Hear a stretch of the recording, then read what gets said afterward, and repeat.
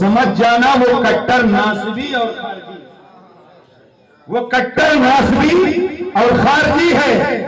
الحمدللہ ہم نہ رافضی ہیں، نہ خارجی ہیں، نہ ناصبی ہیں، ہم سنی صحیح العقیدہ ہیں۔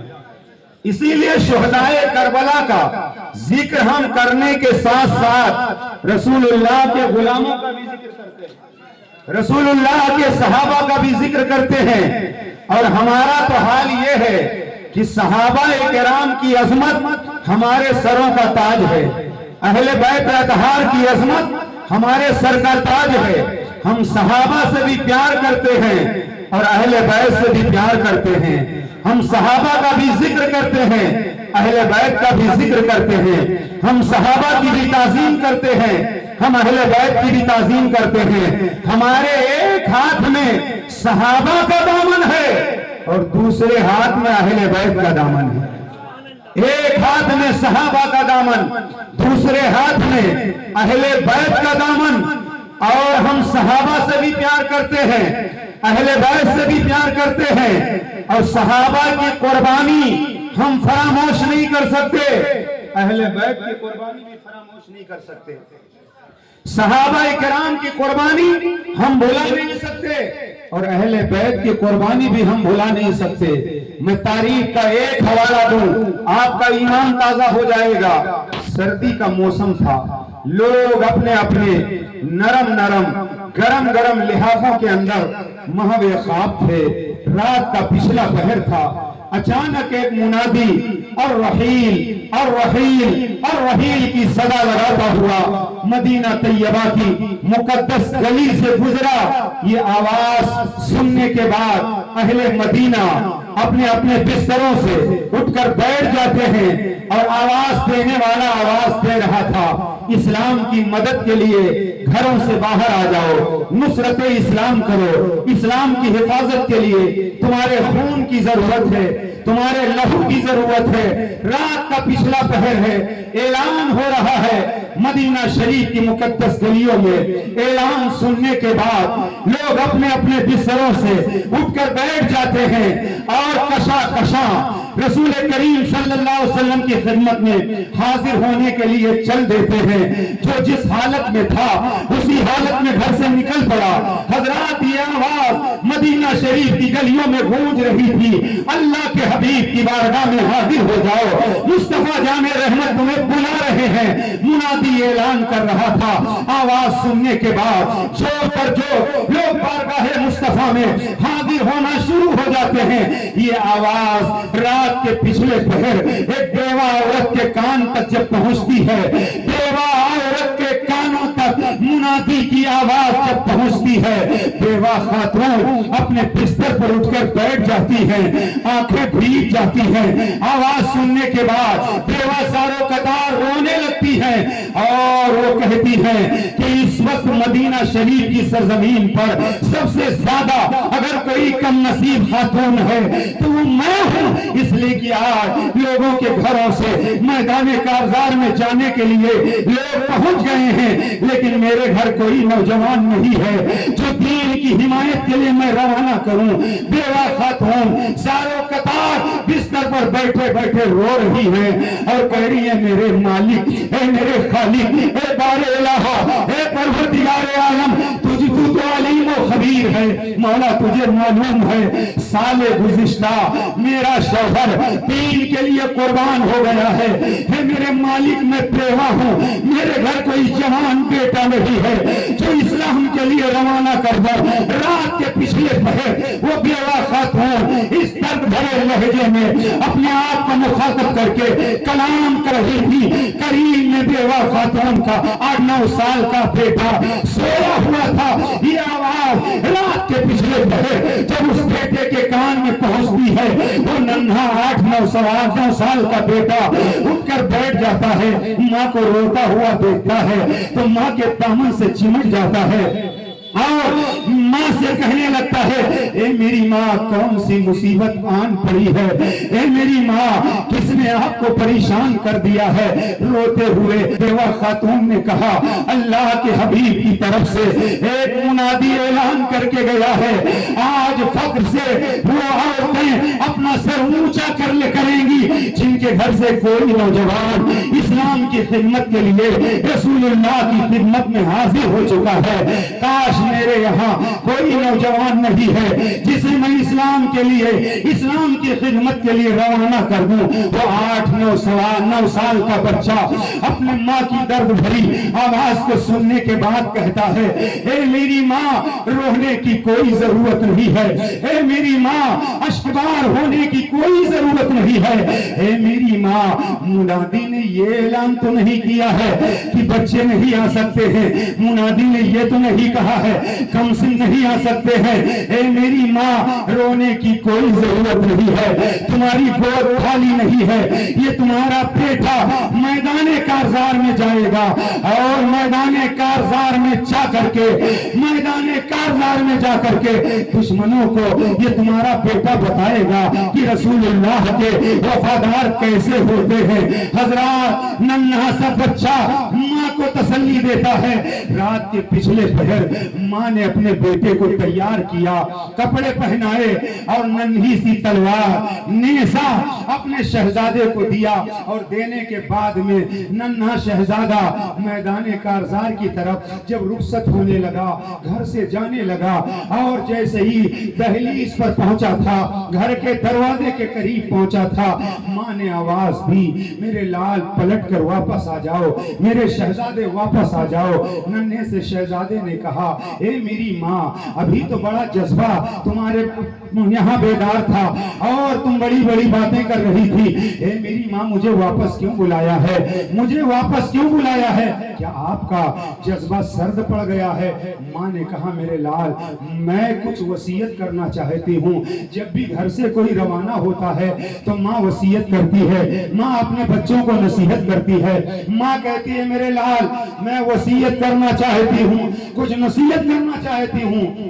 شہزادے نے کہا، میری ماں، جلدی کرو، کہیں جانے میں تاخیر نہ ہو جائے۔ ماں نے کہا، میرے لال، جب گھر سے بچے روانہ ہوتے ہیں لوگ دعائیں کرتی ہیں کہ میرا لال واپس آ جائے سلامتی کے ساتھ، لوگ دعائیں مانگتے ہیں بچہ میرا سلامتی کے ساتھ گھر واپس آ جائے، لیکن اے میرے لال، تمہاری ماں کی وصیت یہ ہے، تمہاری ماں کی نصیحت یہ ہے کہ یہ سر جو لے کر جا رہے ہو نبی کے قدموں پہ قربان کر دینا، یہ سر نبی کے نام پر کٹوا دینا، دین کی سربلندی کے لیے جام شہادت نوش کر لینا۔ ماں نے اپنے شہزادے کو یہ نصیحت کیا۔ وہ ننھا شہزادہ گھر سے نکلا، آہستہ آہستہ مسجد نبوی کے قریب پہنچ گیا۔ مسجد نبوی کے قریب جب پہنچا، فجر کی اذان ہو رہی تھی۔ فجر کی اذان سننے کے بعد جماعت سے نماز اس شہزادے نے ادا کیا۔ کیسا وہ دور تھا، کیسے وہ مقدس لوگ تھے۔ آج اگر ہم کسی کامل امام کے پیچھے نماز پڑھ لیتے ہیں، فخر محسوس کرتے ہیں، ہم نے فلاں کے پیچھے نماز ادا کی ہے، میں نے فلاں پیر صاحب کے پیچھے نماز پڑھی ہے، میں نے فلاں ولی کے پیچھے نماز پڑھی ہے۔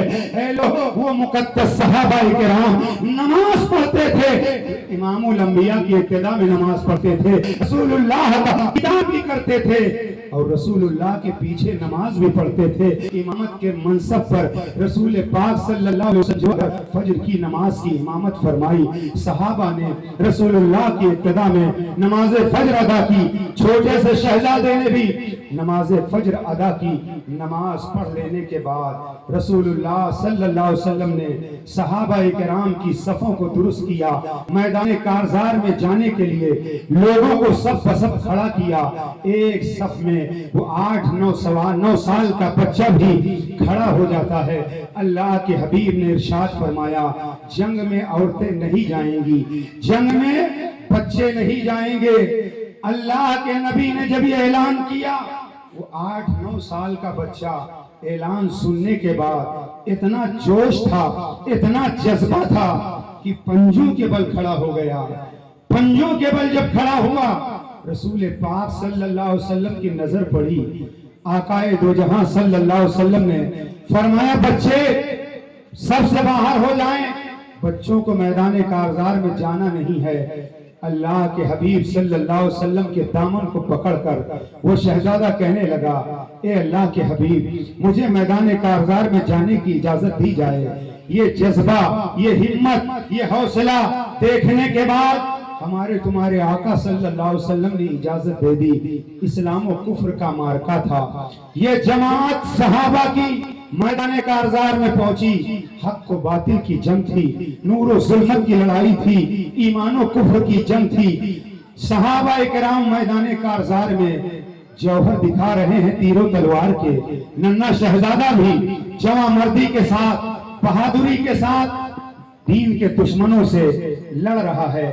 لڑتے لڑتے یہاں تک کہ صحابہ کرام کو غلبہ ملا، صحابہ کرام کو فتح و نصرت ملی، اور کچھ صحابہ شہید ہوئے۔ جنگ ختم ہونے کے بعد شہیدوں کی لاشوں کو اکٹھا کیا جانے لگا۔ ادھر اس ننھے بچے کی ماں کو پتا چلا کہ تمہارا بیٹا بھی شہید ہو گیا ہے۔ خاتون نے بارگاہ رسالت مآب میں عرض کیا، اے میرے آقا صلی اللہ علیہ وسلم، مجھے اجازت دی جائے تاکہ میں میدان کارزار میں جا کر اپنے شہید بچے کی لاش کو دیکھ لوں، آخری دیدار کر لوں۔ اجازت مل گئی۔ میدان کارزار میں لاشیں اٹھائی جا رہی تھی شہیدوں کی۔ خاتون با پردہ اس میدان جنگ میں پہنچی جہاں لاشیں رکھی ہوئی تھی شہیدوں کی، الٹ پلٹ کر کے اپنے بچے کو تلاش کر رہی تھی۔ تب تک کسی نے کہا، اے خاتون، اے خاتون، یہاں کیا کر رہی ہو؟ خاتون نے کہا، میں اپنے بچے کی لاش کو دیکھنے آئی ہوں، میں اپنے بچے کی لاش کو دیکھنے آئی ہوں۔ اتنے میں بچے پر نظر پڑی، الٹ پلٹ کر کے ماں اپنے شہزادے کو دیکھ رہی تھی۔ کسی نے کہہ دیا، اے خاتون، کیا بچے کے جسم میں روح تلاش کر رہی ہو؟ تاریخ ساتھ جملہ سنیے۔ خاتون نے جواب دیا، ارے میں اپنے بچے کے جسم میں روح تلاش نہیں کر رہی ہوں، میں تو یہ دیکھ رہی ہوں کہ میرا بیٹا جو قربان ہوا ہے، سینے پر زخم کھا کے قربان ہوا ہے یا پیٹھ پر زخم کھا کے قربان ہوا ہے؟ میں یہ دیکھ رہی ہوں، اگر میرا بیٹا پیٹھ پر زخم کھا کر شہید ہوا ہے تو میں سمجھ لوں گی میدان کارزار سے بھاگتے ہوئے شہید ہوا ہے۔ قیامت کے میدان میں کہہ دوں گی، اے میرے مالک، یہ میرا بیٹا نہیں ہے، اس نے میرے فرمان کی نافرمانی کی۔ الٹ پلٹ کر کے ماں دیکھ رہی تھی، لبوں پہ مسکراہٹ آ گئی۔ ماں نے دیکھا کہ سینے پر کئی زخم لگے ہوئے ہیں۔ ماں نے اللہ کا شکر ادا کیا، اے میرے مالک، یہ میرا ننھا شہزادہ تھا۔ اے بار الہ، اگر اس کے علاوہ میرے پاس شہزادے ہوتے تو میں دین کے لیے قربان کر دیتا۔ وہ جذبہ تھا، وہ جوش تھا مسلمانوں کے اندر، مسلمان خواتین کے اندر۔ تب جا کر کے اسلام ترقی پا رہا تھا، اسلام آگے بڑھ رہا تھا۔ اسلام کے نام پر صحابہ کرام نے جو قربانیاں پیش کی ہیں، بچوں کو قربان کر دیا ہے، جوانوں نے۔ شادی کی پہلی رات تھی، شادی کی پہلی رات تھی، منادی ندا لگا رہا تھا، جنگ کے لیے چلنا ہے۔ حضرت حنظلہ رضی اللہ تعالیٰ عنہ، شادی کی پہلی رات۔ ذرا سوچو اور غور کرو، سننے میں کہانی معلوم ہو رہی ہے لیکن سوچیں اور غور کریں۔ شادی کی پہلی رات تھی، صحابی رسول اعلان سننے کے بعد رات میں بستر پر اٹھ کر بیٹھ گئے۔ بیوی نے دامن تھام لیا، میرے شوہر، شادی کی پہلی رات ہے، مجھ سے کون سا قصور ہو گیا، مجھ سے کون سی غلطی ہو گئی جو آپ اٹھ کر بیٹھ گئے ہیں، کہاں جانے کا ارادہ کر رہے ہیں؟ تو حضرت حنظلہ نے جواب دیا، اے میری شریک زندگی، رسول کونین کی طرف سے بلاوا آ گیا ہے، اب میں تاخیر کرنا نہیں چاہتا، کہیں ایسا نہ ہو بارگاہ رسول میں پہنچنے تک تاخیر ہو جائے، لہذا میں جلدی جانا چاہتا ہوں۔ شادی کی پہلی رات، غسل کرنے کی بھی فرصت نہیں تھی۔ صحابی رسول فوراً چلے اور میدان کارزار میں گئے۔ اور شادی کی پہلی رات تھی. شادی کی پہلی رات بیوی نے کہا میرے شوہر کہاں جا رہے ہو؟ تو شوہر نے جواب دیا میں اس رسول کی بارگاہ میں جا رہا ہوں جن کے لیے میں جینا بھی پسند کرتا ہوں مرنا بھی پسند کرتا ہوں. مجھے اس رسول نے بلایا ہے. شادی کی پہلی رات جنگ میں گئے. ذرا سوچو پہلی رات تھی جنگ میں گئے اور جانے کے بعد میں کفار سے لڑتے رہے شہید ہو گئے. جنگ ختم ہونے کے بعد صحابہ کرام نے لاشوں کو اکٹھا کیا. سارے شہداء کی لاشیں مل گئی. حضرت حنظلہ کی لاش نہ مل سکی. صحابہ کرام ڈھونڈتے رہے واپس آئے یا رسول اللہ تمام شہداء کی لاشیں مل گئی مگر حنظلہ کی لاش کا پتہ نہیں چل رہا ہے. گواہی دینے والے گواہی دے رہے ہیں. کوئی کہتا میں نے تلوار چلاتے ہوئے دیکھا, کوئی کہتا میں نے گھوڑے سے گرتے ہوئے دیکھا, کوئی کہتا میں نے خون میں شرابور دیکھا. گواہی دینے والے دے رہے ہیں کہ حنظلہ صحابی شہید ہوئے ہیں مگر تلاش کے باوجود لاش مل نہیں رہی ہے. صحابہ نے کہا یا رسول اللہ حنظلہ کی لاش کا پتہ نہیں چل رہا ہے. تو ہمارے تمہارے آقا نے کیا فرمایا دوبارہ جاؤ پھر تلاش کرو. آج کا کوئی انسان ہوتا تو کہتا میدان کارزار کا چپا چپا میں نے دیکھ لیا, گوشہ گوشہ میں نے دیکھ لیا, کہیں حنظلہ کی لاش کا پتہ نہیں چل رہا ہے. آقا آپ کہہ رہے ہیں دوبارہ جاؤ مگر نہیں. وہ صحابہ جانتے تھے کہنے والا کوئی عام آدمی نہیں ہے بلکہ کہنے والے وہ مصطفیٰ ہیں جو رات کے اندھیرے میں بھی دیکھتے ہیں دن کے اجالے میں بھی دیکھتے ہیں, جو کائنات کے ذرے ذرے پر نگاہ رکھتے ہیں. اللہ کے حبیب نے کہا ہے تو دوبارہ میں ضرور جاؤں گا. چنانچہ صحابی دوبارہ جاتے ہیں. کیا دیکھتے ہیں حنظلہ کی لاش ایک گڈھے میں پڑی ہوئی ہے مگر حیرت کی انتہا نہیں کہ صحابی رسول حضرت حنظلہ شہید ہوئے ہیں مگر جسم پر خون نہیں ہے, کوئی خون کا قطرہ نہیں ہے. جسم سے پانی کے قطرات ٹپک رہے ہیں, جسم سے پانی کے قطرات ٹپک رہے ہیں. صحابہ حیران ہیں. جو بھی شہید ہوتا ہے خون کا فوارہ جسم سے نکلتا ہے, خون میں بندہ شرابور ہوتا ہے مگر ان کے جسم پر پانی کے قطرے. ماجرا کیا ہے؟ آئے سرکار کی بارگاہ میں عرض کیا تو میرے آقا نے ارشاد فرمایا حنظلہ کے جسم پر جو پانی دیکھ رہے ہو یہ دنیا کا پانی نہیں ہے, کسی کنویں کا پانی نہیں, کسی پوکھرے کا پانی نہیں, کسی سمندر کا پانی نہیں, کسی ندی کا پانی نہیں. یہ یہاں کا پانی ہے, وہاں کا پانی ہے. اور انہیں فرشتوں نے غسل دیا. آپ سوچیں اگر حضرت حنظلہ تاخیر کرتے کہ لاؤ غسل کر لے تب بارگاہ رسول میں جائیں تو پانی اپنے جسم پر اپنے ہاتھوں سے بہانا پڑتا, اپنے ہاتھ سے غسل کرنا پڑتا. مگر جب اطاعت کیا رسول اللہ صلی اللہ علیہ وسلم کی تو فرشتوں نے انہیں غسل دیا, اللہ کے ملائکہ نے انہیں غسل دیا. معلوم یہ ہوا کہ رسول اللہ کی اطاعت میں فائدہ ہی فائدہ ہے, رسول اللہ کے حکم ماننے میں کامیابی ہی کامیابی ہے. مگر آج حال یہ ہے ایک حکیم صاحب کے پاس ایک شخص پہنچا اور پہنچنے کے بعد کہنے لگا حکیم صاحب میرے پیٹ میں درد رہتا ہے, کوئی نسخہ تجویز کر دے. حکیم صاحب نے نبض پکڑی, پکڑنے کے بعد کہنے لگے حکیم صاحب نے اس کی نبض پکڑی, نبض پکڑنے کے بعد حکیم صاحب نے اس کا ہاتھ پکڑنے کے بعد کہنے لگا حکیم صاحب میرے پیٹ میں درد رہتا ہے, مجھے پریشانی رہتی ہے.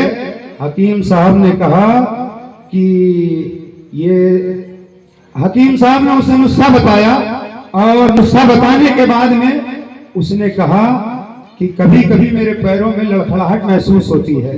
حکیم صاحب نے پھر وہی نسخہ بتایا. اس نے کہا حکیم صاحب مجھے رات میں آنکھوں میں پریشانی رہتی ہے. حکیم صاحب نے پھر وہی نسخہ بتایا. کہنے لگا حکیم صاحب بار بار ایک ہی نسخہ بتا رہے ہیں. حکیم صاحب نے کہا ہاں اس نسخے پر تو عمل کر لے گا ساری پریشانی دور ہو جائے گی. حضرات آج ہماری بادشاہت چلی گئی نبی کے اطاعت چھوڑنے کی وجہ سے. آج ہماری حکومت چلی گئی رسول اللہ کی اطاعت چھوڑنے کی وجہ سے، آج ہمیں رسوا کیا جا رہا ہے رسول اللہ کی اطاعت چھوڑنے کی وجہ سے۔ رسول اللہ کے اگر ہم سچے غلام بن جائیں تو آج بھی ہمارا احترام ہوگا، ہماری عزت ہوگی۔ صحابہ کرام نے ہر موڑ پر قربانی پیش کی، ہر موڑ پر صحابہ کرام نے اسلام کی نشر و اشاعت کے لیے قربانی پیش کی۔ اسی لیے ہم کہا کرتے ہیں صحابہ نبی کے در والے ہیں، صحابہ نبی کے در والے ہیں، اہل بیت نبی کے در والے ہیں۔ ہمیں گھر والوں کی بھی ضرورت ہے، ہمیں در والوں کی بھی ضرورت ہے۔ اللہ کے نبی نے فرمایا مثل اہل بیتی کا سفینۃ نوح، صحابہ کو آقا نے فرمایا میرے صحابہ ستاروں کی طرح ہیں، اور اہل بیت کے بارے میں فرمایا کہ میری اہل بیت کی مثال کشتی نوح کی طرح ہے۔ فمن رکیبہا نجا، جو بھی اس کشتی میں بیٹھا سوار ہوا وہ نجات پا گیا۔ اللہ کے نبی نے صحابہ کو ستارہ کہا، اہل بیت کو کشتی نوح سے مثال دیا۔ آخر آقا یہ بھی تو کہہ سکتے تھے صحابہ ستاروں کی طرح ہیں، اہل بیت چاند کی طرح ہیں، صحابہ ستاروں کی طرح ہیں، اہل بیت سورج کی طرح ہیں، مگر نہیں، میرے آقا نے فرمایا صحابہ ستاروں کی طرح ہیں، اہل بیت کشتی نوح کی طرح ہیں، جو بھی اس کشتی میں سوار ہوگا نجات پا جائے گا۔ مطلب یہ ہے ستارے آسمانوں میں ہیں، ستارے آسمانوں میں ہیں، کشتی زمین پر ہوتی ہے، اور جہاں جہاں پانی ہوتا ہے کشتی وہیں ہوتی ہے، جہاں جہاں پانی ہوتا ہے کشتی وہیں ہوتی ہے۔ اور جب کوئی کشتی میں بیٹھتا ہے تو وہ کشتی کے تابع ہو جاتا ہے، کشتی جدھر جائے گی بیٹھنے والا ادھر جائے گا، کشتی ہچکولے کھائے گی تو بیٹھنے والا بھی ہچکولے کھائے گا، کشتی اگر جنبش کرے گی تو بیٹھنے والا بھی جنبش کرے گا۔ اور ایک شخص اگر باہر ساحل پر کھڑے ہو کر کشتی کی تعریف کرتا رہے، ملاح کشتی چلانے والا بہت اچھا، کشتی بہت اچھی، کشتی میں بیٹھے نہ وہ کھڑے کھڑے تعریف کرتا رہے، عمر ختم ہو جائے، کشتی میں اگر بیٹھے گا نہیں تو دریا کے پار نہیں جائے گا۔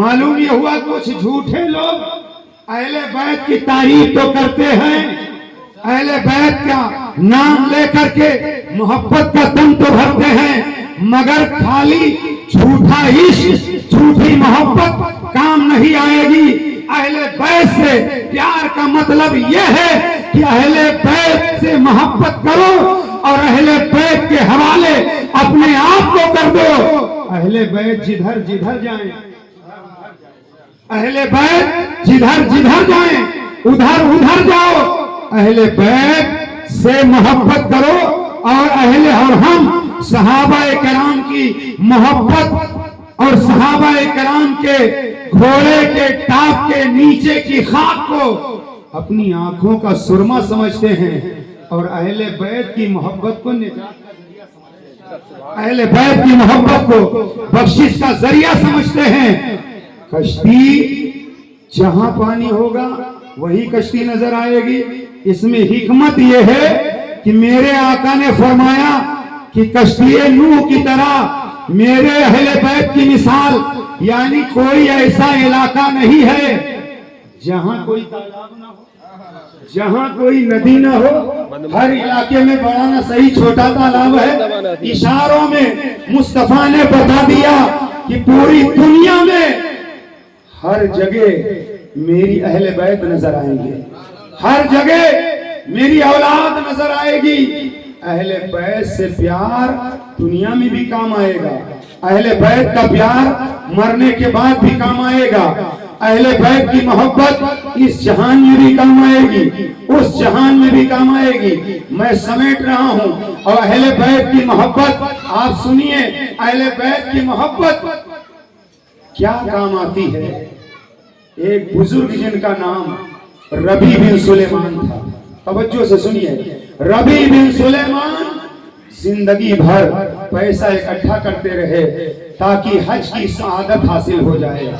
ہر مسلمان کی تمنا ہوتی ہے کہ وہ حج بیت اللہ کے لیے جائے، مگر یہ جانے کا کمال نہیں ہے، یہ میرے مصطفیٰ کے بلانے کا کمال ہے. آپ نے دیکھا ہوگا کروڑ پتی زندگی ختم ہو جاتی ہے، مکہ شریف نہیں پہنچ پاتا، رکشہ چلانے والا، حمالی کرنے والا، مزدوری کرنے والا آقا کا کرم ہوتا ہے تو وہ مکہ بھی پہنچ جاتا ہے، مدینہ شریف بھی پہنچ جاتا ہے. ربیع بن سلیمان دھیرے دھیرے محنت و مزدوری کر کے پیسہ اکٹھا کرتے رہے. جب زیادہ راہ جانے کا آنے کا پورا خرچ ان کے پاس جمع ہو گیا. آج تو حال یہ ہے سائنس نے اتنی ترقی کی ہے کہ مہینوں کا سفر گھنٹوں میں طے ہو جاتا، گھنٹوں کا سفر منٹوں میں طے ہو جاتا. آج مکہ شریف مدینہ شریف جانا بہت آسان ہے، مگر اس زمانے میں لوگ پیدل سفر کرتے تھے، سواری بھی بہت کم لوگوں کو ملتی تھی، اونٹ اور گھوڑے پر بیٹھ کر لوگ سفر کرتے تھے، پیدل لوگ قافلے میں سفر کرتے تھے. ربیع بن سلیمان کے پاس جب پیسہ اکٹھا ہو گیا، انہوں نے ایک چھوٹے قافلے کے ساتھ سفر کیا. اس زمانے میں کوفہ کے اندر لوگ جمع ہوتے تھے، ایک بڑا قافلہ، اس بڑے قافلے کی صورت میں لوگ حج کے لیے روانہ ہوتے تھے. ربیع بن سلیمان کوفہ کی سرزمین پر پہنچ گئے اور کوفہ میں دھیرے دھیرے زائرین جمع ہو رہے تھے. ابھی 2-3 دن باقی تھے سفر میں. ربیع بن سلیمان نے سوچا لاؤ شہر کوفہ بڑا ہے، کچھ ضرورت کا سامان خرید لیں. ربیع بن سلیمان کہتے ہیں میں سامان کی خرید و فروخت کے لیے گلی سے، کوچے سے، بازاروں سے ہوتے ہوتے شہر کے باہر نکل گیا. ربیع بن سلیمان کہتے ہیں میں نے دیکھا ایک ایسی جگہ ہے جہاں شہر کا کوڑا کرکٹ ڈالا جاتا ہے، اسی جگہ پر ایک جانور مرا پڑا ہوا ہے، ایک برقع پوش خاتون ہے، ساتھ میں ایک ٹوکری ہے اور اوزار ہے. وہ خاتون مردار جانور کا گوشت کاٹ کاٹ کر کے ٹوکرے میں ڈال رہی تھی. ربیع بن سلیمان کہتے ہیں جب میری نظر پڑی تو میں سوچنے لگا یا اللہ مسلمانوں کا ملک ہے اور کہیں ایسا تو نہیں یہ عورت کوئی ہوٹل چلا رہی ہو، کہیں ایسا تو نہیں ہے یہ عورت لوگوں کو مردار کھلا رہی ہو، کیونکہ مردہ صرف ایک ہی طبقہ ہے پارسیوں کا جو مردار کھاتے ہیں، باقی کوئی مردار نہیں کھاتا ہے.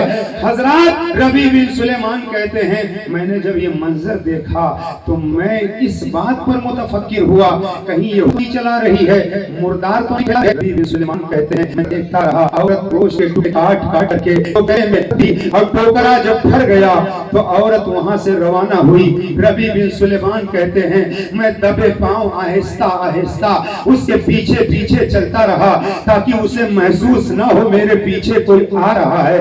ربیع بن سلیمان کہتے ہیں وہ عورت ٹوکرا لے کر آگے آگے جا رہی تھی، میں پیچھے پیچھے جا رہا تھا، یہاں تک کہ ایک مکان نظر آیا، وہ کھنڈرات میں تبدیل ہو چکا تھا، ایسا لگتا تھا کسی زمانے میں وہ محل رہا ہوگا. ربیع بن سلیمان کہتے ہیں وہ خاتون دروازے پر پہنچی، پہنچنے کے بعد دستک دی. ربیع بن سلیمان کہتے ہیں میں ایک جگہ چھپا ہوا تھا، جب اس نے دروازے پر دستک دی آواز آئی کون؟ اس عورت نے جواب دیا دروازہ کھولو میں تمہاری دکھیاری ماں ہوں، کھانے کے لیے گوشت لے کر آئی ہوں، اللہ کا شکر ادا کرو، یہ بھناؤ اسے بھونو کھاؤ، اللہ کا شکر ادا کرو. ربیع بن سلیمان کہتے ہیں میں فوراً دروازے کے قریب آیا، میں نے دروازے سے جھانک کر کے جب دیکھا اس دراز کے ذریعے تو 4 شہزادیاں تھیں، پھٹے پرانے کپڑے تھے لیکن چہرے سے لگ رہا تھا وہ شہزادیاں ہوں گی. ربیع بن سلیمان کہتے ہیں جیسے ہی ماں نے شہزادیوں سے کہا کہ میں تمہارے لیے گوشت لے کر آئی ہوں، بھونو کھاؤ اللہ کا شکر ادا کرو. ربیع بن سلیمان کہتے میں نے آواز دی، جب میں نے آواز دی دروازہ کھولو، اندر سے جواب ملا کون؟ ربیع بن سلیمان کہنے لگے میں مسافر ہوں. اندر سے جواب ملا آپ کسی اور دروازے پر چلے جاؤ، میرے یہاں تو کئی دن سے فاقہ ہے، میں تمہاری مدد نہیں کر سکتا۔